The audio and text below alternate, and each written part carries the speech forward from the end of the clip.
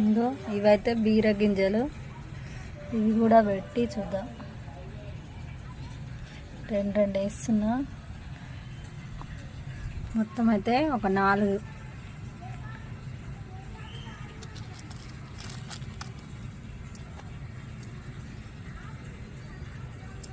గింజలు పెట్టినా.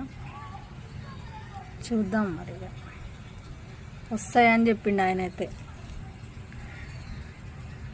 రావాలి, ఈసారైనా రావాలి ఫ్రెండ్స్.